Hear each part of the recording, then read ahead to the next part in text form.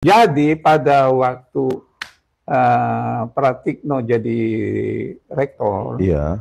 kan dia mengatakan dia yang menjadikan Jokowi itu alumni UGM. Iya. Dia aturlah semua. Yang dulu nilainya itu di bawah 2 IP-nya, IPK-nya, Iya. kemudian dirubah-rubah nilai-nilai Iya. itu, kemudian ditambah sehingga dia lulus program sarjana, dimasukkan nilai-nilainya, dan tesisnya, skripsinya dimasukkan. Nah, sekarang tinggal dites. Kalau saya tanya, saya minta pegawai saya untuk melihat daftar wisuda Jokowi. Masuk nggak dia di dalam daftar wisuda tahun 85? Dan yudisium ya, Prof? Ya, yang wisuda itu yudisium kan. Di situ dia nggak masuk. Jadi nggak ada namanya di wisuda tahun 85. Jadi artinya dia nggak pernah ikut wisuda. Kemudian terpilih jadi rektor saya waktu itu. Makanya 2002 sampai 2003. Itu yang Pak Katmujo nggak mau ngomong pada waktu itu. Skripsinya pun sebenarnya adalah contekan dari pidatonya Profesor Nardi. Profesor Sunardi. Iya, Profesor Sunardi ada salah satu dekan dulu setelah Pak Mitro. Ya, Profesor Nardi kan baru pulang dari Kanada, terus dia bikin makalah mengenai ada kaitannya pengembangan industri kayu, dan itu yang dipakai. Itu yang di orang-orang seperti Pak Katmujo kan tahu, dia nggak mau dia kalau hanya jadi skripsi yang diduga yang kemarin ditunjukkan diperlihatkan kepada kami dan kepada media kemarin itu adalah skripsi yang contekan sebenarnya ya, Prof, ya, karena dan itu tidak pernah lulus, tidak pernah diuji, tidak lulus. Kosong, ya kosong. Itu saya tanya kepada petugasnya itu, Mbak, ini kosong semuanya, petugas.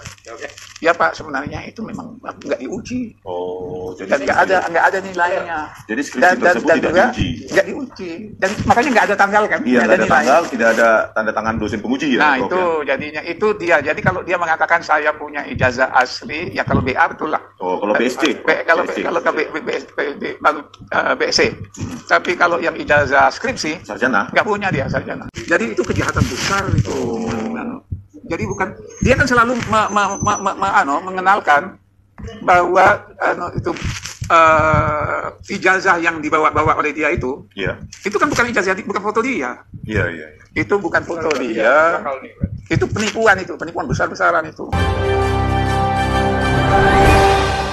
Yang alumni UGM yang ijazahnya ditandatangani Profesor Sofyan Effendi, ayo bersuara. Kalau saya Profesor Ikhlasul Amal itu tahun 2002 S2 saya, Pak. 2002 ya? Ya, di UGM magisternya. Kalau S1-nya Profesor Ikhlasul Amal juga tahun 98. Oh ya. Jadi kalau nggak ditandakan Prof. Ya, itu kawan. Itu kawan sepergaulan.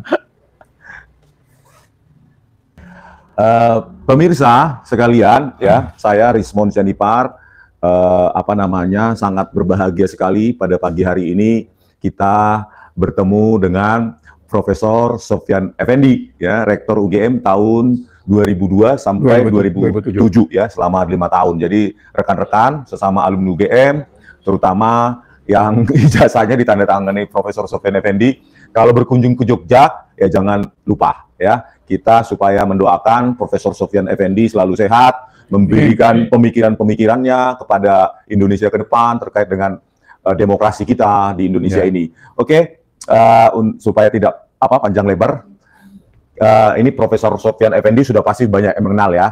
Tetapi ini dari 80 tahun usianya, dan yang 2 orang di sebelah kiri adalah alumni UGM juga. Ayo Mas, perkenalkan Mas. Kalau Profesor Sofyan Effendi nggak perlu, udah populer.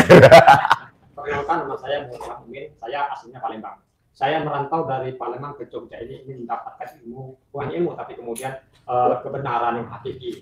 Saya bukan itu, tapi di 10 tahun terakhir ini itu hilang. UGM sebagai sebuah kampus rakyat, itu hilang. Kita berharap, kami dari Rela Agama, hal itu muncul kembali. Dan kita berharap Prof. Sofyan Effendi yang dari awal terus mengawal UGM ini kembali lagi. Sama-sama dari Sumsel dulu. Oh iya. Dengan Bang Refli. Salam, kalau saya Edi Satmiko. Saya asli Purwokerto. Dulu saya masuk di Fakultas Hukum tahun 87. Itu bareng sama Mas Ganjar dulu. Ya saya pun dulu kita masuk UGM kan juga bangga lah, merasa bangga. Cuma akhir-akhir ini kok saya juga selaku alumni UGM merasa wah ini UGM kok sudah kondisinya seperti ini. Jadi kita dalam rangka untuk tidak ada masalah. Yang penting adalah bagaimana ke depan, bagaimana apa yang sudah terjadi kita sikapi ke depan ya. Nomor satu apalagi kalau bukan namanya kejujuran ya. Insya Allah kalau kita bisa menjunjung tinggi nilai kejujuran ya, bangsa ini itu sebagai fondasi untuk ku junjung kebudayaanmu, kejayaan Indonesia. Insya jujur itu ya akan berjaya lah, kurang seperti itu. Oke, sudah kita kenal bahwa para alumni UGM, saya juga, Pak Roy, Bu Tifa, itu saking cintanya dengan UGM karena kami semua dididik ya, dibina oleh dosen-dosen kami yang hidupnya itu hanya untuk bangsa dan negara ini. Oleh karena itu kami tidak rela kalau UGM tidak jujur karena nama besar UGM dipertaruhkan, dan selalu saya katakan bahwa UGM yang sekarang itu merupakan keringat dari dosen-dosen pendahulu. Bukan sekarang itu, bukan keringatnya dosen-dosen sekarang. Oleh karena itu harus dihargai dong. Ya kan, Prof? Oke, pemirsa, Profesor Sofyan Effendi akan menceritakan segala hal tentang kondisi UGM saat ini, tentang apa kaitannya dengan ijazah Pak Jokowi, proses akademik yang beliau ketahui. Oke, Prof. Saya mulai dari mana ini, Prof?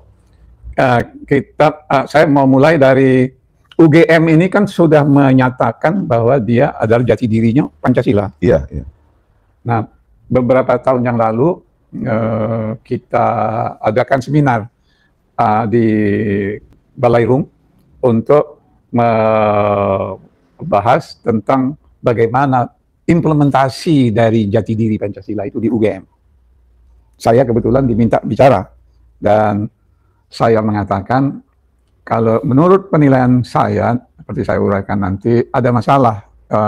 UGM ini belum mampu menjadi Pancasila yang menjadi jati dirinya itu.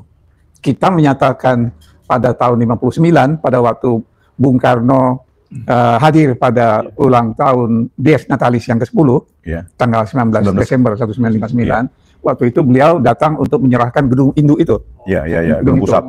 Ya, Bung Karno. Di situ kami sebagai pemerintah menyerahkan gedung yang sangat besar ini, itu Bulat Suhu masih kosong kan. Yang satu-satunya gedung itu yang besar itu ya gedung itu. Pemerintah menyerahkan gedung yang megah ini kepada Universitas Gadjah Mada dengan harapan dari gedung ini dilahirkan putra-putri bangsa yang menjadi sarjana-sarjana yang menguasai ilmu pengetahuan teknologi. Dan tidak terbatas kepada hanya menguasai ilmu pengetahuan dan teknologi, tapi saya harapkan di sanubari setiap lulusan Gadjah Mada itu tertanam dalam nilai-nilai Pancasila. Itu kan tujuannya. Jadi, Prof, gedung pusat itu didirikan atau diresmikan 10 tahun setelah pendirian UGM, 19 Desember 1949. Nah, yang mendesain gedung pusat itu siapa, Prof? Yang mendesain itu adalah ini adalah seorang arsitek di keraton yang di pemerintahan DIY yang saya lupa namanya. Beliau yang bukan Belanda ya? Bukan Belanda. Bukan Insinyur Soekarno yang mendesain. Bukan Insinyur Soekarno, pasti memberi arahan. Tapi yang membangun dan yang mendesain dan membangun gedung itu adalah yang dari keraton itu, yang betul-betul dilaksanakan sesuai dengan kejujuran. Jadi kalau kita lihat gedung itu kan dibangun 50 tahun yang lalu kan belum ada yang retak. Dan masih megah seperti itu. Nah, berbeda dengan gedung-gedung UGM yang ada di kampus-kampus sekarang. 66 tahun. 66 tahun masih berdiri dan kokoh, megah ya. Enggak perlu AC sudah dingin. Dan di hanya orang Jogja dari keraton yang membantu Pak Sultan di dalam pembangunan di keraton. Kalau nggak salah sebelumnya ada ya, kuliahnya di keraton ya, Prof, sebelumnya? Kuliah kita memang di gedung itu. Ada sebagian di keraton, ya? Sebagian di keraton. Saya termasuk masih lulusan keraton. Wow. Dari Fakultas Hukum, Fakultas Ekonomi, Fakultas Fisipol di Pagelaran itu. Kemudian di Fakultas Kedokteran di Mangkubumen. kemudian Fakultas Sastra di Judo Negara, itu tempat kita kuliah dulu. Saya kan lulusan tahun 69, baru pindah ke Gedung Induk. Ke Gedung Induk kan 73. Jadi angkatan tahun 62 atau 63 ya? 63, terus lulus tahun 69. Kemudian waktu itu kan ada kita tidak kuliah 6 bulan kan, jadi saya molor 6 bulan. Tapi tahun 73 saya termasuk rombongan pertama dari dosen-dosen muda. Saya dulu belum jadi perdana, belum jadi PNS, sudah dikirim ke luar negeri, dapat beasiswa. Saya ditunjuk oleh dekan Pak Mul. Kamu ikut tes, lulus saya. Karena waktu saya di SMA dapat guru bahasa Inggris yang bagus kan, jadi bagus, lulus. Nah, saya dikirim ke Pittsburgh, dapat ke Pittsburgh, itu anunya. Kemudian waktu itu saya masih ikut program BA kan, saya dapat ijazah bakalaureat, tapi karena nilainya bagus boleh terus ke master, ke doktoral waktu itu namanya, doktoral, dapat ijazah doktoral di situ. Nah, waktu saya kuliah di Pittsburgh, di Graduate School of International Affairs, itu pada semester ketiga, nilainya kebetulan bagus-bagus. Terus pembimbing saya bilang, oh, kamu nilainya bagus-bagus. Terus, ini kamu apa perlu kamu ke master itu? Beasiswanya ke beasiswa master kan? Apa perlu kamu lewat master? Terus apa ada kemungkinan? Loh, kamu kan BA Anas katanya. Dapat BA. Nah, kebetulan ada pada waktu itu profesornya orang Belanda yang lama di Indonesia ini yang mendirikan IPB, Profesor Fibris. Dia ikut mendirikan sekolah saya itu di Pittsburgh. Kemudian bilang, iya di Amerika itu Dr. Andes itu artinya PhD candidate. Kan kita tuh di dalam ijazah insinyur atau ijazah Dr. Andes itu dikatakan memenuhi persyaratan-persyaratan untuk meneruskan doktor kan. Yaitu PhD candidate kan kalau di sistem Amerika. Jadi dia itu PhD candidate. Maka saya oleh profesor saya dibilang, loh kamu kan nggak perlu master, kamu langsung aja pindahlah saya semester ketiga itu langsung ke program doktor. Jadi saya termasuk doktor pertama dari Visipol. Karena Amin Rais harus hanya lewat sampai master. Ikhlasul Amal hanya lewat master. Mereka harus ulang dulu kan, baru setelah itu melanjutkan ke PhD. Ya, saya enggak, saya terus. Saya semester ketiga langsung pindah ke program doktor, dan oleh pembimbing saya ditulis surat ke rektor UGM, ini anak performance yang bagus, bisa meneruskan langsung ke PhD. Nah, pas waktu itu Rockefeller masuk ke UGM kan, dapatlah saya beasiswa Rockefeller. Istri bisa menyusul, istri dan anak, waktu baru 1 anak bisa menyusul. Ya. Presidennya siapa? Di Presiden Amerika siapa dulu? Waktu itu adalah Nixon. Nixon. Zaman biar zaman dulu itu. Ya, Nixon. Saya masih ketemu Nixon. Bukan Ronald Reagan sana lagi. Iya, Nixon itu apa? Jadi Prof, bahwa UGM itu dibangun dengan filosofi tadi gedung pusat begitu megah, kuat, sekarang tidak ada retak walaupun sudah 66 tahun. Berarti filosofi UGM lewat gedung pusat itu adalah jujur ya. Itu yang betul. Pada waktu saya disuruh bicara mengenai apa yang sudah dicapai oleh UGM yang menetapkan jati dirinya Pancasila itu, apa yang sudah kita lakukan. Terus saya uraikan, pertama adalah karakter building. Ya, kalau menurut Bung Hatta kan dulu yang ikut mengajar mendirikan Fakultas Ekonomi. Dia itu mengajarkan bahwa karakter yang diperlukan oleh universitas-universitas itu adalah yang memiliki kejujuran dan kebenaran. Dia mempertahankan kebenaran dan dia harus memperjuangkan kejujuran. Akademik itu kan membuktikan kebenaran. Penelitian itu kan untuk membuktikan kebenaran. Itulah 2 karakter yang diperlukan oleh bangsa Indonesia ini. Dan itu. Nah, bukan dibuat oleh framing ya. Saya kira waktu itu saya tanya, nah apakah UGM sudah menghasilkan lulusan-lulusan yang memiliki karakter seperti itu? Dan di situ saya melihat ada kelemahan di dalam pendidikan karakter di UGM. Kurang ditanamkan nilai-nilai kejujuran dan kebenaran itu. Di samping kebangsaan ya, pemahaman. Ya, Bung Karno waktu itu yang pidato pada penyerahan gedung itu mengatakan, saya mengharapkan dari gedung ini dilahirkan putra-putri yang menjadi sarjana menguasai sains dan teknologi. Tapi saya baru berhasil menjadikan Pancasila itu sebagai filosofis lah dari bangsa Indonesia. Jadi saya baru bisa menjadikan Pancasila itu sebagai Weltanschauung, apa itu,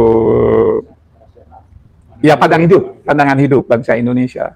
Tapi saya belum berhasil menjadikan Pancasila itu sebagai filsafat keilmuan yang bisa digunakan untuk menghasilkan disiplin-disiplin baru yang berdasarkan Pancasila. Misalnya dari Fakultas Fisipol yang mengajarkan ilmu politik, saya harapkan dari sinilah lahir teori-teori tentang demokrasi Pancasila. Dari Fakultas Ekonomi saya hasilkan dari sinilah lahir teori-teori demokrasi, teori-teori ekonomi Pancasila.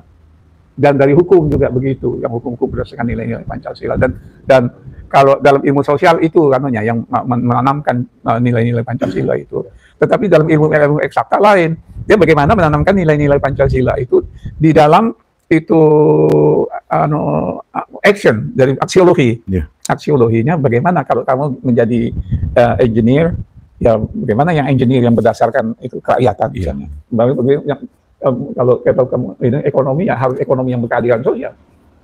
Nah, saya lihat kalau kita lihat sekarang itu apa yang dihasilkan oleh Fakultas Fisipol dan Fakultas ini, yang di Fisipol yang diajarkan tetap ekonomi berdasarkan demokrasi politik Barat, bukan politik Pancasila. Jadi mereka menganggap Pancasila itu adalah satu nilai yang dibikin saja, seperti kata Bung Hatta. Itu jadi nggak ditanamkan di anunya. Itu hanya orang-orang tertentu yang ya memang perhatian kepada situ yang bisa membangun dirinya menjadi sarjana-sarjana yang bernilai Pancasila. Tapi sebagian besar enggak. Jadi karena itu kita nggak usah mengeluh. Saya bilang karena ini bagaimana kok anak-anak muda sekarang kurang paham tentang Pancasila. Karena kita sendiri tidak mengajarkan kepada mahasiswa-mahasiswa kita bagaimana demokrasi Pancasila itu. Bagaimana ekonomi Pancasila itu? Kan nggak diajarkan. Yang diajarkan tetap ekonomi kapitalis. Yang diajarkan tetap demokrasi liberal. Ya, tahu-tahu sekarang di dalam amandemen Undang-Undang Dasar yang diamandemen sebanyak 4 tahun itu, 99, 2000, 2001, 2002, itu nggak banyak yang sadar bahwa Pancasila itu sudah dihilangkan dari Undang-Undang Dasar itu. Ruhnya. Yang hanya tertulis di dalam pembukaan itu hanya tekstual. Tapi bagaimana penghayatan itu nggak ada lagi. Mengarah sekuler ya, Prof. Mengarah ke sekuler, mengarah ke liberalisme, mengarah ke individualisme. Itu anunya. Dan itu memang amandemen Undang-Undang Dasar itu adalah dimotorin oleh CIA untuk menjatuhkan Pak Harto. Jadi kan waktu itu kan Pak Harto itu ingin dijatuhkan karena Pak Harto dilihat sudah terlalu dekat ke Islam, ingin dijatuhkan dengan merubah ideologi dan undang-undang dasarnya.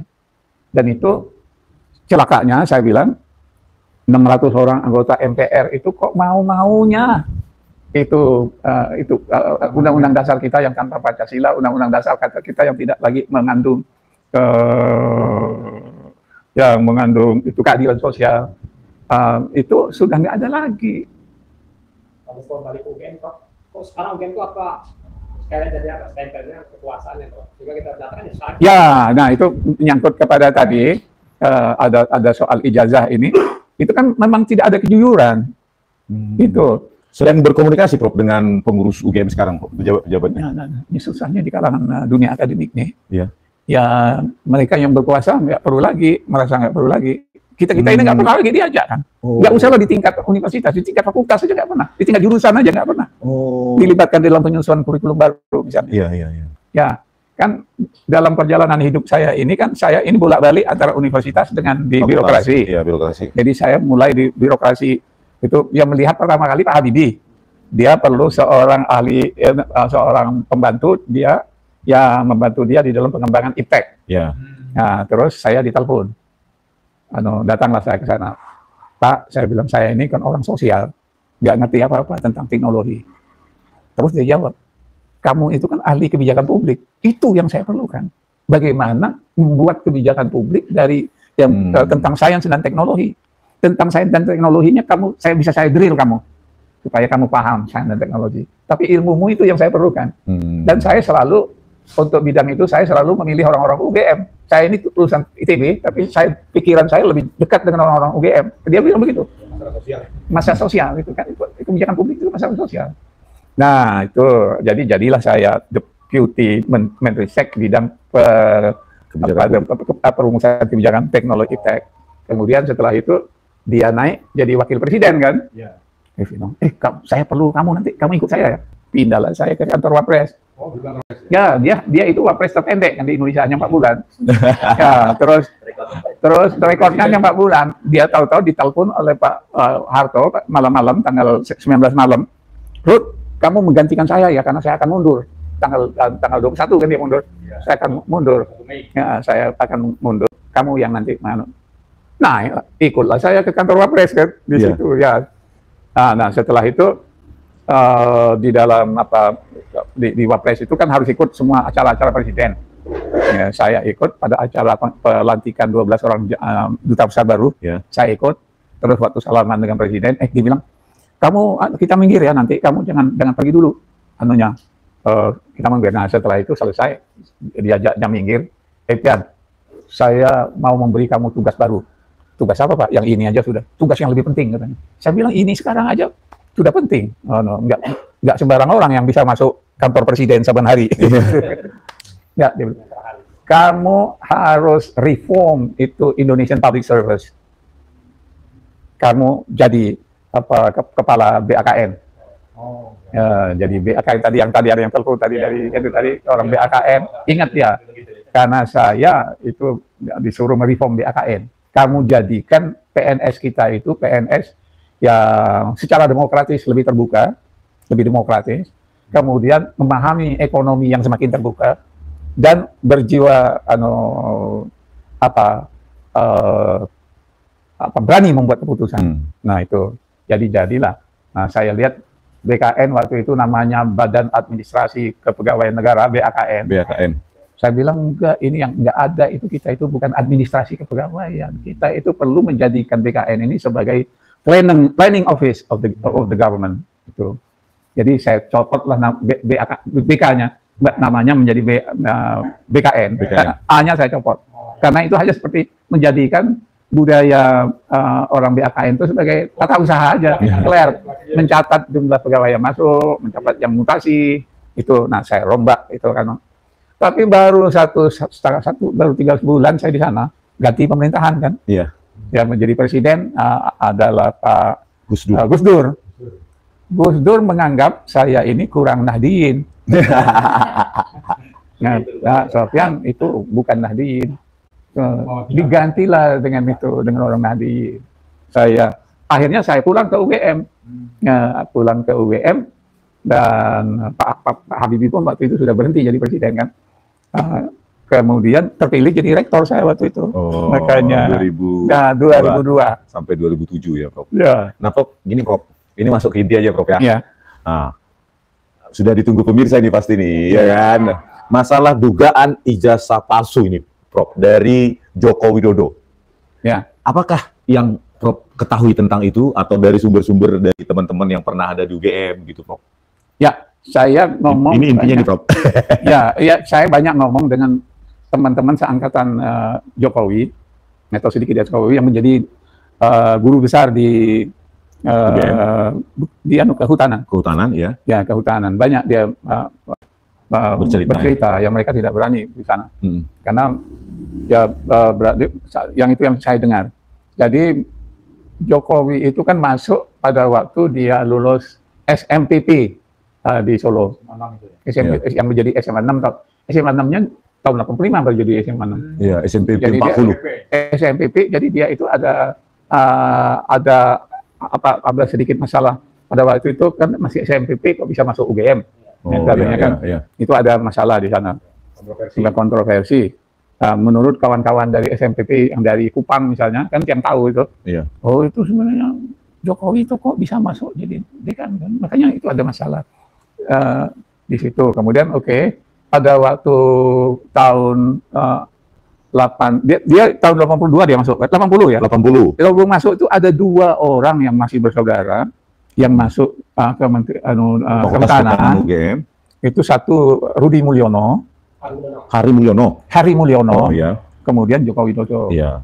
Hari Mulyono ini orang yang aktivis. Dikenal di kalangan mahasiswa karena dia mendirikan Silva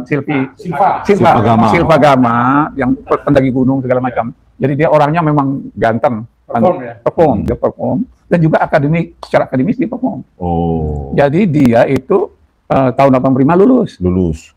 Tapi Jokowi ini menurut informasi dari para profesor itu dan mantan dekan juga, itu pada tahun 82 tidak lulus di dalam penilaian. Dia karena ada 4 semester itu ya Prof ya penilaian. Ya, ada 4 semester dinilai. Akademik ya. Dinilai kira-kira 30 mata kuliah lah ya. Itu dinilai, dia indeks prestasinya nggak mencapai. Berarti 2,5. Sesuai dengan statement Pak Jokowi di UII yang disaksikan oleh Profesor Mahfud MD juga ya Prof. Iya, betul. Mengaku IPK-nya di bawah 2. Ya, oke. Oke, lanjut Prof, lanjut. Ya, itu ada saksinya Mas Mahfud. Ya. Dan Pak Buya Syafi'i juga. Iya, Buya Syafi'i, ya. Dan kemudian itu, dan juga saya lihat di dalam apa yang polisi itu? Polisi. Yang data transkrip nilai, Prof. Transkrip nilai. Atau registrasi. Nah, transkrip nilai. Transkrip nilai itu juga yang ditampilkan saat yang ditampilkan oleh apa itu?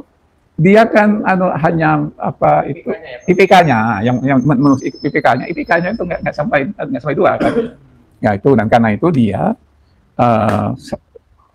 kalau sistemnya benar, karena dia ikut itu waktu itu masih ada sarjana muda dan doktoral, jadi dia tidak lulus sebagai tidak qualified untuk itu di DO istilahnya, hanya boleh sampai BA.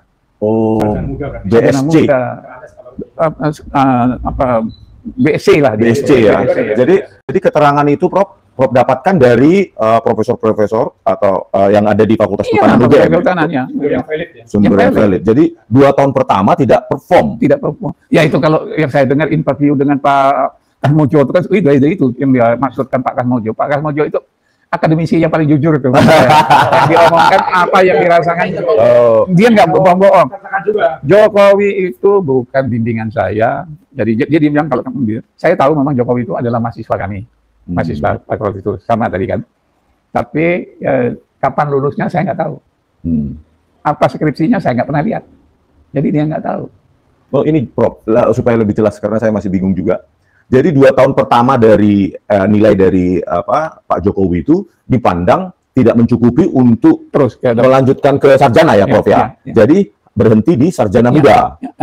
Oh gitu Prof ya. Jadi yang di data yang ditampilkan oleh Bareskrim itu kan ada itu.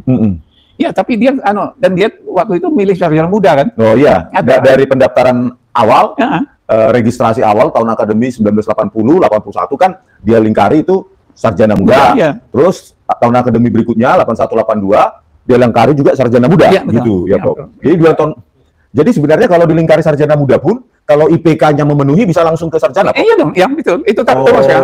Jadi karena itu memang masih ada programnya sarjana muda. Saya masih ikut itu. Saya dulu punya ijazah prepadus proletariat kandidat, prepadus kandidat dan bakaloriat. Itu masing-masing dapat ijazahnya. Baru setelah itu karena nilainya bagus bisa langsung ke doktoral. Kata Prof dia ke Aceh itu dia itu masih sarjana muda. Nah, pada waktu dia itu yang ceritanya ini agak bingung saya. Jadi pada waktu dia mengajukan tesis mau diuji, tapi pas dia mau ke Aceh, jadi nggak jadi ujiannya itu. Karena mungkin para Profesor Ahmad Sumitro melihat kan, kok anak ini hanya punya BA, kok mau mengajukan skripsi. BSC Prof. BSC ya, BSC. Terus dia mau ke Aceh. Terus pada waktu tidak jadi karena memang tidak ada pembimbing yang mau menilai orang yang bukan MKDU tidak lulus. Kemudian itu udah jadi dia belum memenuhi persyaratan untuk melanjutkan ke sarjana dan menulis skripsi. Tidak memenuhi persyaratan itu ya Prof. Itu yang Pak Kasmojo nggak mau ngomong pada waktu itu. Skripsinya pun sebenarnya adalah contekan dari pidatonya Profesor Nardi. Profesor Sunardi. Profesor Sunardi ada salah satu dekan dulu setelah Pak Mito. Ya, Profesor Nardi kan baru pulang dari Kanada, terus dia bikin makalah mengenai ada kaitannya pengembangan industri kayu. Iya. Dan itu yang dipakai. Jadi itu yang kalau di orang-orang seperti Pak Kasmuto kan tahu dia nggak mau dia kalau hanya. Jadi skripsi yang diduga yang kemarin ditunjukkan diperlihatkan kepada kami dan kepada apa namanya media kemarin itu adalah skripsi yang contekan sebenarnya ya Prof ya, karena dan itu tidak pernah lulus, tidak pernah diuji kan, tidak pernah diuji dan tidak lulus. Ya kosong. Itu saya tanya kepada petugasnya itu, Mbak ini kosong semuanya tugas. Ya Pak, sebenarnya itu memang nggak diuji. Oh, jadi nggak ada nilainya. Jadi skripsi tersebut tidak diuji. Nggak diuji, dan makanya nggak ada tanggal kan? Iya, nggak ada tanggal, tidak ada tanda tangan dosen penguji ya. Nah Prof, itu ya? Jadinya itu dia. Jadi kalau dia mengatakan saya punya ijazah asli, ya kalau BA betul lah. Oh, kalau BSc. Kalau BSc. Tapi kalau yang ijazah skripsi, sarjana, nggak punya dia sarjana. Terus gini Prof, itu terkait ijazahnya Hari Mulyono itu benang merahnya gimana? Jadi itu Hari Mulyono ini lulus kan dan orang kemudian kawin dengan adiknya Yulianti ya. Iya. Hidayati. Dan punya 2 anak. Itu kabarnya dia pinjam ijazahnya Hari Mulyono ini. Almarhum. Hari Mulyono meninggal tahun 2018 kan. Iya, iya. Dan itu dipinjam dari Yuliani itu. Maka dikasihlah suami ketua MK itu. Iya. Nah, kemudian ijazah ini yang dipalsuin juga saya dibawa ke Jalan Pramuka untuk dirubah. Jadi itu kejahatan besar itu. Jadi bukan dia kan selalu mengenalkan bahwa itu ijazah yang dibawa-bawa oleh dia itu. Iya. Itu kan bukan ijazah, bukan foto dia. Iya, iya, iya. Itu bukan foto dia. Itu penipuan besar-besaran itu. Jadi itu kemudian ada 2 tandanya di situ. Satu fotonya bukan foto dia. Iya. Yang kenal bahwa ini fotonya Hari Mulyono adalah yang Mbak itu Hidayati, tahu yang ada yang kawannya itu yang Yulia siapa itu yang ada lulusan kehutanan juga. Nah, Yuliani ya. Ya dia itu ada lulusan tahun 72. Jadi pada waktu dia kumpulkan pada alumni tahun 85 ya, di Hotel Ambarukmo. Itu kan suasananya agak aneh. Apa dia mengaku anggota, dengan itu dia mau mengaku dia itu ada anggota dari alumni tahun 85. Tapi sebenarnya dia dianggap orang asing, nggak dikenal oleh alumni yang dibilang oleh Ganjar dan Anies itu kok upahan semua. Ya. Gitu. Jadi Prof, saya simpulkan ya biar diklarifikasi lagi bahwa Pak Jokowi terdaftar sebagai sarjana muda kan Prof, tahun akademi 80-81. Tetapi menurut beberapa profesor di Fakultas Kehutanan UGM, ya kan Prof, dan orang-orang UGM, Pak Jokowi tidak perform IPK-nya, sehingga tidak layak untuk melanjutkan ke sarjana. Ya. Jadi kalaupun lulus hanya sarjana muda dengan gelar BSc. Ya. Jadi intinya karena dia tidak melanjutkan ke sarjana, maka skripsi itu skripsi bodong yang merupakan kopian atau jiplakan dari pidatonya Pak Nardi. Pidatonya Pak Sunardi. Dan yang paling aneh Prof, UGM sampai sekarang menyembunyikan itu. Ya, skripsi tahun 85-an yang saya minta di perpustakaan Fakultas Kehutanan UGM sampai awal tahun 2000-an. Karena di situ bisa kita ketahui ya bahwa teknologi saat itu khususnya tahun 85 itu kan lembar pengesahan skripsinya mesin ketik kok. Iya, tuh. Mesin ketik, nggak seperti saya sampai di Amerika aja masih itu sudah saya lulus dari Amerika kan 78. Dan di Amerika itu masih mesin ketik ya, Prof ya. Walaupun waktu itu mesin ketiknya sudah IDM kan. Oh, udah IDM elektrik itu ya, Prof ya. Ya. Nah, sekarang Bu Tipa dan Pak Roy mendapatkan salah satu bundel itu di dalamnya itu skripsi salah seorang lulusan Fakultas Kehutanan UGM tahun 85. Dan lembar pengesahan skripsinya itu mesin ketik sesuai teknologi saat itu. Jadi ya pemirsa sudah kita klarifikasi ya terkait dengan skripsi maupun ijazahnya Pak Jokowi. Ada lagi Prof tambahan? Ya, jadi karena itu pengakuan dari informasi yang ada di fakultas ataupun di universitas bahwa ijazah aslinya itu hilang. Iya. Itu nggak ada ijazah asli. Nggak ada ijazah asli. Jadi bukan hilang ya, Prof? Bukan hilang. Dan masa orang hilang tidak lapor ke polisi? Iya. Itu kan jadi itu aja sudah bukti. Dan juga sekarang yang dipakainya sebagai ijazah untuk mencalonkan sebagai calon wali kota, calon gubernur dan calon presiden itu adalah ijazah palsu dan memalsukan ijazahnya Hari Mulyono yang dirubah namanya dan itu di calon pramuka itu. Pramuka Poco itu ya, Prof. Itu oleh rektor kita ini yang tidak jujur ini, Prof. Ova Emilia ya, Prof. Itu kok mau dinyatakan itu asli? Itu kan, padahal dia lihat mungkin enggak, ngerti pun enggak, anunya kan. Kemarin diceritakan Prof itu bahwa secara hukum kan ada perkataan oleh Prof. Ova Menilai. Ya menilai dulu. Saya menilai. Itu bukan kata-kata hukum, nggak bisa ada. Meyakini ini tidak bukan pernyataan hukum. Itu kalau dia tahu ya betul, saya yakin bahwa itu tapi saya yakin bahwa itu harus pasti, itu bukan kata-kata hukum. Apalagi kan kalau salah kata Peter Suryadi kan fenomena ijazah palsu itu sebenarnya habis reformasi banyak sekali. Iya. Termasuk pemilihan wali kota juga. Iya, orang PDIP tahu kan. Nah, itu nyatanya orang PDIP sudah langganan dia itu Parman itu. Prof, mumpung ingat terkait dengan bantahan Pak Kasmujo sekarang ya bahwa beliau bukan dosen pembimbing skripsi maupun dosen pembimbing akademik. Ada nggak internal UGM yang Prof dengar terkait dengan bantahan Kasmujo itu, Prof? Ya, itu kan tahun 85 ya. Itu Pak Kasmujo itu kan baru lulusan, baru S1. BSc, Bro? Bukan. Belum. Oh. Dia mendaftar sebagai dosen itu adalah masih 3 kan? Ya. Masih asisten ahli. Ya. Jadi masih pembantu dosen. Ya. Belum boleh menguji. Apakah membimbing? Nggak boleh. Memang dia benar yang ngomongkan itu, memang dia belum berhak. Jadi Pak Kasmujo mengatakan yang sejujurnya ya? Jujur. Jujur. Dia tuh jujur, memang betul-betul tipe akademisi yang benar. Iya, Pak Kasmujo. Dia mengatakan saya pada waktu itu kan masih asisten ahli, masih belum boleh menjadi pembimbing, belum boleh jadi penguji. Jadi dia betul yang dikatakan itu. Tapi di balik itu dengan wartawan CNN dia mengatakan itu Jokowi itu pembohong. Jadi Pak Kasmujo kepada wartawan CNN mengatakan Pak Jokowi itu pembohong. Oh, gak usah disensor langsung. Bukan dia satu-satunya. Oh, disensor oleh CNN, Bro. Ya. Oh. Ya. Dekannya ya pada waktu itu orang lain, dekannya Profesor Doktor.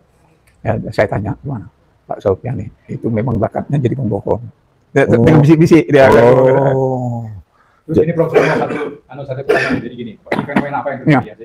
Jadi misalnya saya kan katakanlah manusia itu dikaruniai oleh Gusti Allah itu perasaan dan pikiran ya. Bagaimana kita berjalan itu dengan pikiran kita ya. Kalau saya kan gini misalnya, saya sulit sekali menjelaskan kepada teman-teman jadi gini. Jadi artinya gini ya. Kalau saya misalnya saya pribadi, saya kepada mereka saya bilang, kalau saya mencintai pemimpinnya adalah cinta dunia akhirat ya. Yeah. Jadi yang benar kita dukung, kemudian yang keliru juga kita. Itu karena Bapak seorang muslim. Betul. Ya, jadi bedanya muslim dengan manusia. Ya. Kalau kita dilahirkan sebagai manusia, sifat kita sehari-hari itu adalah sifat-sifat kemanusiaan kita. Betul. Ya, diajarkan oleh Bapak, yang diajarkan di sekolah gitu. Tapi waktu kita di dalam kandungan ibu 3 bulan, itu kan disebulkan oleh Tuhan. Rohnya. Dan itulah yang menjadi akhlak kita. Bekal akhlak kepada setiap manusia. Kalau kita adalah yang perilaku kita tidak semata-mata kecenderungan kita sebagai manusia, tapi kita dan kita memiliki akhlak, tapi dipengaruhi juga akhlak. Akhlak itu kan 4 itu, yang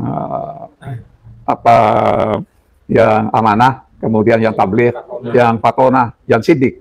Itu 4 itu sifat-sifat yang diberikan Tuhan kepada manusia. Kalau kita yang sidiknya lebih baik dalam perilaku kita, kemudian fatonahnya, amanah, apalagi amanah ini yang memegang amanah, itu kita bukan hanya sifat kita sebagai manusia, tapi itulah yang membedakan antara manusia dengan muslim. Setiap manusia, jadi manusia yang bohong terus, ya jelas dia bukan muslim.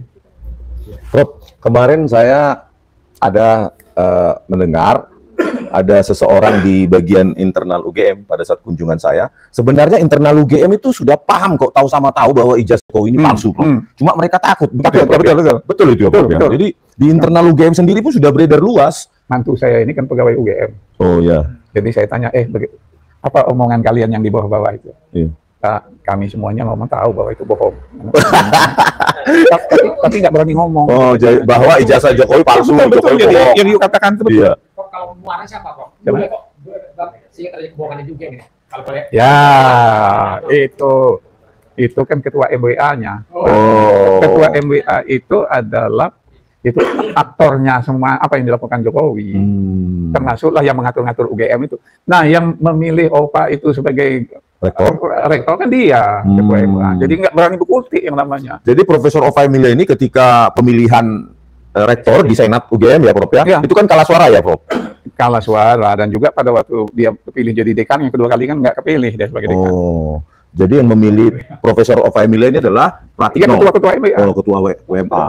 Iyalah kan ketua WMA-nya. Ya itu, jadi di UGM itu 2 orang itu, ketua MWA-nya dan rektornya harus diganti. Majelis Wali Amanat. Ya itu yang bohong, dua-duanya. Oh, dua-duanya yang bohong. Bagaimana kita menyadarkan mereka Prof? Coba. Yang ketua MWA dan aduh, kalau ketua enggak kan siapa tahu kalau Profesor Sofyan Effendi bisa memberikan masukan. Kalau saya kan nobody. Ya, kalau masukan yang masuk ke saya, Pak Sofyan, kamu harus ganti itu ketua MWA. Ya, saya bilang ya kamu MWA kan pemerintah nggak punya anu lagi.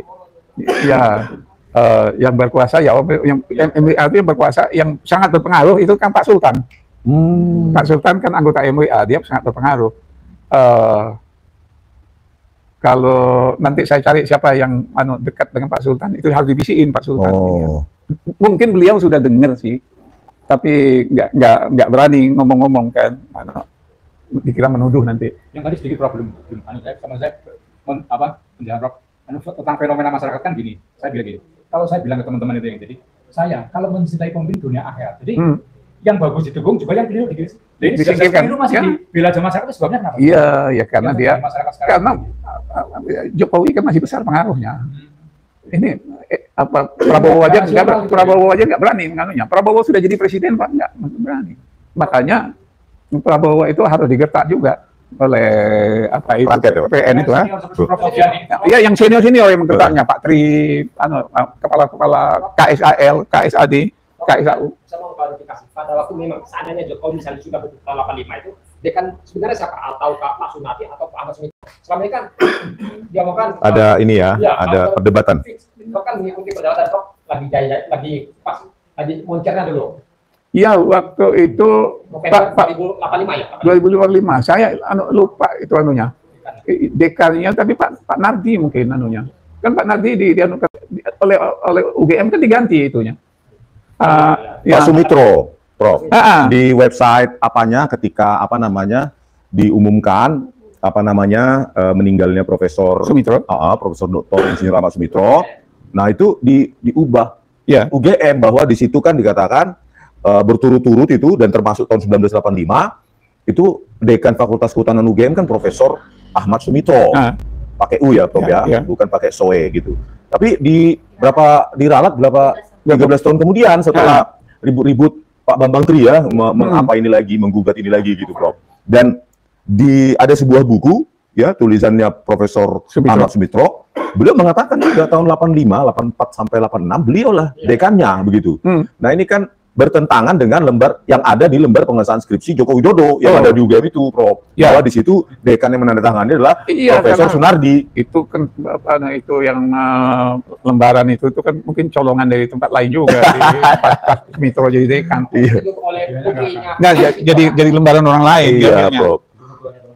Iya. Jadi memang Pak Mitro itu lama jadi dekan ya, Prof. Dekan. Tapi saya nggak tahu kalau pas tahun 85 itu dia masih dekan sudah ganti dengan Pak Sunardi. Oh ya. Karena Pak Nardi itu. Karena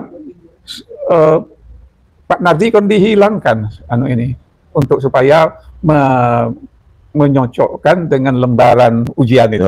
Ya, yang ada tanda tangan Pak Mitro. Tanda tangannya pun oleh putri Pak Mitro dianggap nggak cocok. Kalau tadi disebut ada 2 kekuatan ya, kalau kita sebut petanya UGM ada Pratikno dan Bu Opa. Apakah ribuan yang lain itu nggak mampu buat menangani 2 orang itu? Enggak, rektor ini kan tunduknya cuma ketua MWA. Ya, MWA ini jadi MWA inilah yang menentukan siapa jadi rektor.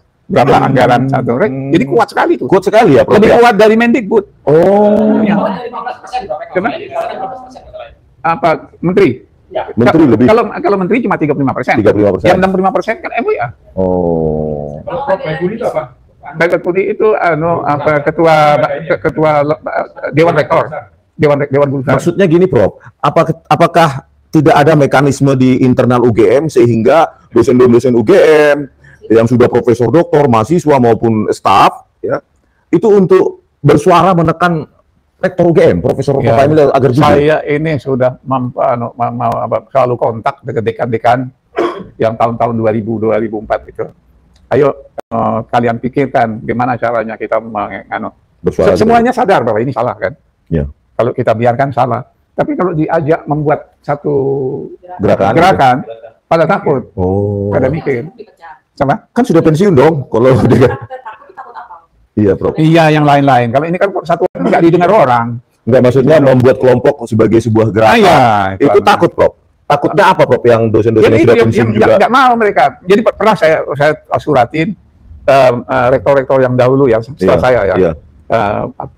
Bu apa itu? Siapa yang teknik? Dwi Korita. Panut. Salma, ayo kita bikin surat kepada rektor, kami menghadap untuk mengatakan bagaimana supaya dia jangan mempertahankan pernyataannya itu yang meyakini menurunkan citra UGM itu. Pada nggak mau. Jadi ya itulah ada kalau saya dekan ya makanya jalan lah ya. Tapi ketika bicara tentang ijazah, ya saya bukan bela Jokowi ya. Tapi saya yakin bahwa itu asli, bayangin. Iya. Iya, itu makanya saya nggak mau telepon dekan Sigit itu. Udah omongannya udah kosong, udah omong kosong. Juga begitu yang bagian akademiknya, Bu Ana, saya telepon Bu Ana itu angkanya Jokowi itu berapa? Dia bilang Pak lulus Pak. Nah, jadi pada waktu Pratikno jadi rektor. Iya. Kan dia mengatakan dia yang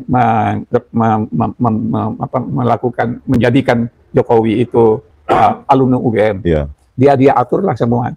Yang dulu nilainya itu di bawah 2 IPK-nya, kemudian dirubah-rubah nilai-nilai itu, kemudian ditambah sehingga dia lulus program sarjana, dimasukkan nilai-nilainya dan tesisnya, skripsinya dimasukkan. Nah sekarang tinggal dites. Kalau saya tanya, saya minta pegawai saya untuk melihat daftar wisuda Jokowi, masuk nggak dia di dalam daftar wisuda tahun 85? Dan yudisium ya, Prof? Ya, yang wisuda itu yudisium kan. Di situ dia nggak masuk. Jadi nggak ada namanya di wisuda tahun 85. Jadi artinya dia nggak pernah ikut wisuda. Kayaknya kalau saya sudah di skenario demikian rupa ya. Pertama, dia mengubah aturan tentang pemilihan rektor. Ya. Yang dipilih sama presiden. Rektor kuat sekali loh presiden. Kenapa rektor dia tetap tegas seperti itu kan ya? Penting. Oh, jadi sekarang rektor UGM dipilih presiden? Sekarang dipilih presiden, Pak. Oh, itu kan melanggar anggaran dasar kita. Rektor. Melalui menterinya, mungkin Pak Menteri. Oh ya? Nah itu perlu. Nah itu. Oh, kalau itu tuh melanggar. Jadi artinya OPA itu tidak bukan rektor. Rektor UGM ditetapkan oleh ketua MUA. Ada beberapa unsur. Ya kalau itu pelanggaran lagi itu, pembahasan lagi itu. Prof, selanjutnya mumpung ingat juga ini terkait dengan perdebatan publik termasuk saya tentang foto berkacamata di ISA. Seingat Prof itu sejak kapan dibolehkan foto di ijazah UGM itu berkacamata dan sekarang malah aneh lagi. Peraturan di UGM boleh foto berkacamata untuk ijazah asalkan kacamatanya tidak hitam. Itu di UGM itu di website resmi loh, Prof. Ya. Nah, pertanyaan saya sejak kapan sih, Prof? Kalau Prof ingat, ya boleh itu foto ijazah itu berkacamata? Saya tanya, zaman kami dulu saya nggak boleh berkacamata. Zaman saya pun tidak boleh. Tidak, kan artinya. Nah, itu yang berlaku sebenarnya. Jadi tidak boleh. Nah, sekarang yang siapa yang ijazahnya pakai kacamata itu, kalau lah boleh ya setelah itu bukan foto Jokowi. Itu makanya saya bilang dia itu waktu Hari Mulyono meninggal, dia pinjam fotonya itu dibawa ke Pasar Pramuka, dirubahlah namanya itu menjadi Jokowi. Nah, tapi coba lihat Jokowi itu dalam tulis tangan dari UGM kan bukan begitu. Jadi kita semua ijazah kita kan tulis tangan. Tapi dia ya ditiru seperti itu ya. Dan ternyata indah sekali ijazah Fakultas Kehutanan UGM itu ya, Prof. Iya, itu karena dicetak lagi di sana. Enggak, maksud saya begini. Kemarin kan sempat dikirimkan Bu Tipa. Tidak saya publikasikan memang. Salah satu ijazah Fakultas Kehutanan UGM ya tahun 85. Iya. Dan itu ada emboss di sisi kiri. Emboss di sisi kiri yang mengenai tanda tangan dari Profesor Jakub. Pak Jakub itu. Ya, jadi, nah kalau itu ada, maka dipastikan apa yang ditampilkan oleh Dian Sandi itu palsu. Ya. Palsu. Karena cantik sekali. Iya, cantik. Jadi jauh sekali dengan versi yang ditampilkan oleh Dian Sandi. Jadi kalau itu adalah bukan ijazah asli UGM. Iya. Mungkin ya, jangan. Jadi kami setelah kurel agama ya, relawan yang ada, kita investigasi satu-satu. Apakah mungkin di kondisi ini, Prof? Jadi yang orang-orang yang dijadikan pembanding oleh polisi, misalnya identik itu dikondisikan karena mereka sudah punya jabatan semua. Sedangkan yang mereka yang bukan linknya Jokowi, tadi. Iya betul. Itu orang-orang pilihan semua, orang bayaran semua lah istilahnya. Nah, kalau mau itu ya diambil acak aja karena itu lebih random sampling dan pasti gitu. Inilah jadi dia itu yang dia bawa. Jadi dia itu melakukan kejahatan, mengamalsukan ijazah Hari Mulyono. Itu melakukan kejahatan. Dan di situ ada kan di dalam ijazah itu selain dia namanya dan lulusnya kan ada berasal dari SMA mana. Iya. Nah, di dalam yang dia pakai itu masih terpakai SMA 6 Yogyakarta. Sekolahnya Joko Mulyono. Dia bukan itu. Jadi intinya yang punya ijazah itu bukan ganti foto, itu ganti nama. Yang dia bikin dia takut untuk menunjukkan ijazah asli itu bukan ijazah dia. Joko Mulyono orang Jogja, Joko Mulyono orang Solo. Jadi Prof, terakhir pertanyaan dari saya, Prof. Apa sih yang bisa dilakukan oleh Sivitas Akademika UGM, baik alumni, terutama mahasiswa, dosen-dosen di dalam, mantan rektor, wakil rektor, atau pembantu rektor dulu ya Prof ya namanya. Itu kan semua banyak yang masih di luar ya Prof ya, masih hidup gitu. Ada nggak sesuatu yang bisa kita lakukan untuk mendesak Profesor Ova Emilia ini untuk jujur gitu loh Prof? Ya nggak bisa lagi jujur untuk mengakui. Yang saya dengar dia itu waktu dia di demo oleh mahasiswa, dia kan tidak ada di sini. Saya dengar dia itu diatur untuk ketemu dengan Prabowo. Nah, minta restu. Jadi kata Prabowo, alahan dari Prabowo, ya itu pernyataan itu aja dirubah. Pernyataan apa itu? Yang meyakini keaslian ijazah Jokowi. Itu dibilang Pak Prabowo presiden untuk diubah. Bukan, ya betul. Itu dia tidak punya ijazah. Jadi bukan keaslian itu. Bu Ova itu artinya kontes lagi untuk mengubah statement. Dia harus dijadikan jujur. Masa dia nggak mau jujur? Berarti itulah nasihatnya Pak Prabowo sama Bu Ova. Karena dengan begitu Prabowo punya cara untuk melalui hukum Jokowi dengan melalui korupsi. Ya. Jadi Profesor Ova Emilia, Rektor UGM, dengar dong nasihatnya Pak Presiden Prabowo Subianto untuk apalah namanya? Ya, mengkoreksi statement Anda yang meyakini mengkoreksi statement Anda yang sebelumnya meyakini bahwa Insinyur Joko Widodo adalah alumni Bas Gajah Mada. Tinggal mengkoreksi itu selesai ya, Prof ya? Atau menjadi tidak meyakini. Menjadi kami tidak meyakini. Itu aja, Prof. Ada pertanyaan lagi dari publik? Prof, ada isu korupsi di UGM yang akhirnya menyandera Prof. Isu korupsi. Kalau itu karena ketakutannya itu kepada Pratik satu kan, ini yang mengangkat ketua MWA yang bisa memberhentikan dia. Tapi yang kedua ada yang saya dengar juga, dia kan punya masalah secara pribadi. Ya, dia membeli bank rakyat itu dulu. Bank Perkreditan Rakyat BPR, suaminya tapi kemudian setelah itu rugi kan. Rugi dan dituntut oleh rekan-rekannya 59 M. 59 M. Nah, saya dengar itu dijanjikan ditutup Utangnya itu dijanjikan ditutup oleh dari uang-uangnya yang ada di bunkernya Jokowi. Ya. Nah, itu yang saya dengar. Tapi belum ada yang membuka bunkernya itu. Sedang kita cari nanti besok ke Solo.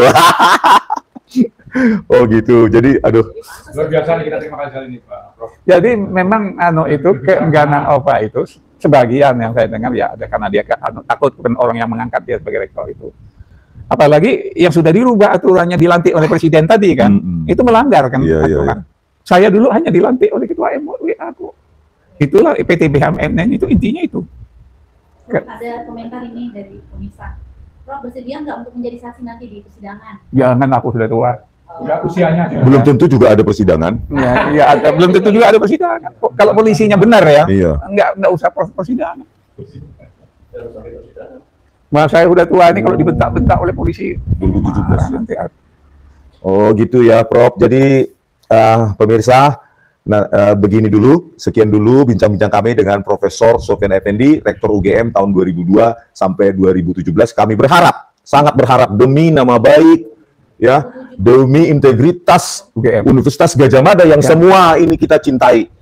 Profesor Ova Emilia, jangan gadaikan nama baik UGM demi kepentingan praktis Anda. Dan semua sivitas akademika yang masih aktif di Universitas Gadjah Mada, maupun yang alumni, maupun yang sudah pensiun, ayo kita sama-sama bergerak untuk mendesak Profesor Ova Emilia ya, menyatakan yang sesungguhnya. Karena internal UGM pun sudah tahu loh, yang sesungguhnya adalah ijazah Jokowi palsu.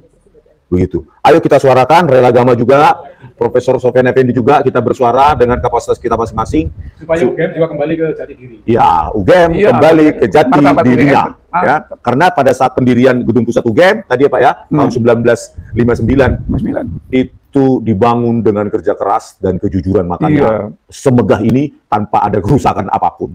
Itulah filosofi UGM, sehingga kita berharap ini bukan masalah dendam pribadi kepada Pak Jokowi atau keluarganya, tetapi ini demi nama baik UGM. Yang kedua, demi meluruskan sejarah Republik Indonesia. Oke, pemirsa, sekian, terima kasih. Merdeka. Oh, nyanyi kita. Kalau yang nyanyi, nanti saya pandu sekitar 1,5 menit, nanti di video ya. Saya sedikit kasih narasi, terus nanti yang terakhirnya kan ada kejayaan Indonesia. Jadi nyambung antara narasi saya dengan potongan saya ini. Oh, nanti di video berikutnya. Enggak, ini maksudnya ini video logo itu, tapi ini saya minta di video. Paling 1,5 menit ya. Nanti saya pandu. Oke, Pak. Maksudnya ini kan biar kelihatan ramai gitu. Nyanyi semua. Ini semuanya bernyanyi maksudnya. Kalau itu 1, 2, 3 ya.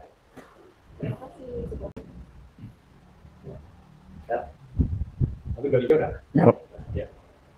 Ini teman-teman, kami selaku sivitas akademika Universitas Gadjah Mada alumni, kemudian kami bersilaturahmi ke senior kita yang luar biasa, Prof. Sofyan Effendi, beliau mantan rektor UGM. Artinya apa?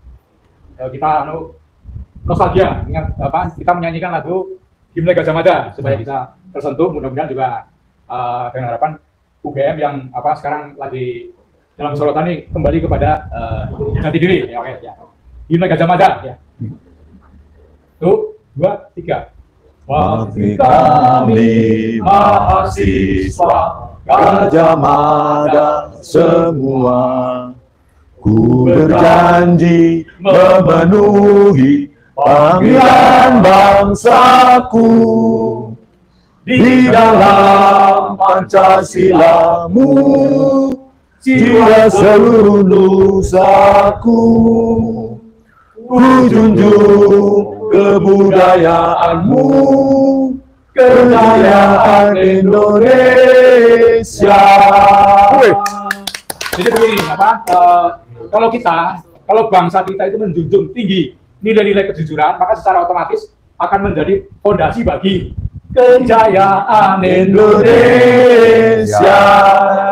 Yap, matur nuwun. Jadi Pancasila itu yang sudah di apa istilahnya sudah diambil